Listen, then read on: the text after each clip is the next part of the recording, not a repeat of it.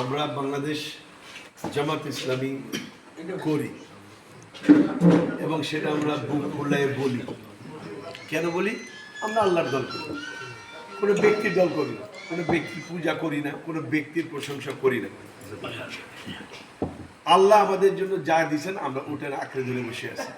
আমরা আমাদের বাপদাদার রাজত্ব কায়েম করতে চাই না, বাপদাদার আদর্শ বাস্তবায়ন করতে চাই। আমরা আদর্শ বাস্তবায়ন করতে চাই কার? কোরআনের, বিশ্বনবী মুহাম্মদ রাসূলুল্লাহ সাল্লাল্লাহু আলাইহি ওয়াসাল্লাম। আর আইন মানি কার? আল্লাহ।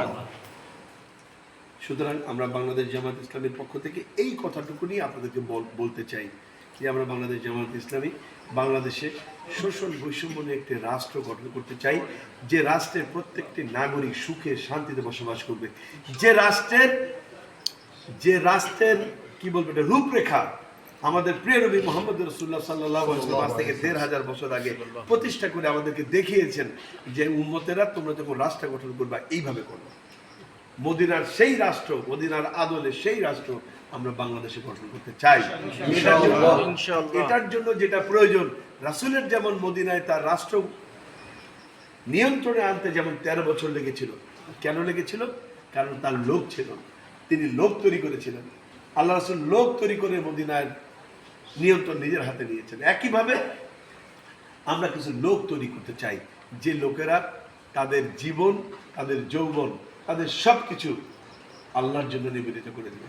যেটা কোরআন শরীফে আল্লাহ তাআলা বলছেন, কুল ইন্না সলাতি ওয়া নুসুকি ওয়া মাহইয়ায়া ওয়া মামাতি লিল্লাহি রাব্বিল আলামিন। আমার নামাজ, আমার রোজা, আমার জীবন, আমার মৃত্যু, আমার সব কিছু আল্লাহর জন্য।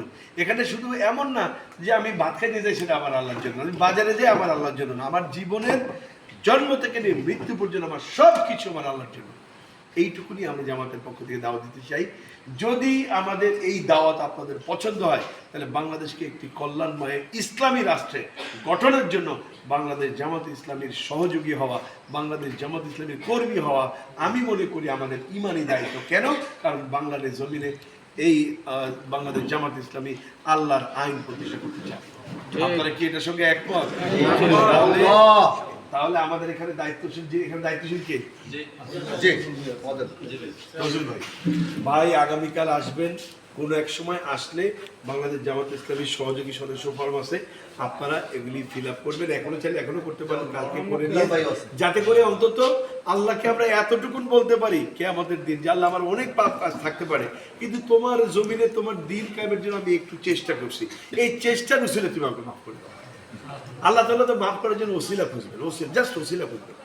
অন্তত এইটা আমাদের জীবনে একটা ওসিলা হোক। আল্লাহ তাআলা আমাদের সবাইকে কবুল করেন। আসসালামু আলাইকুম।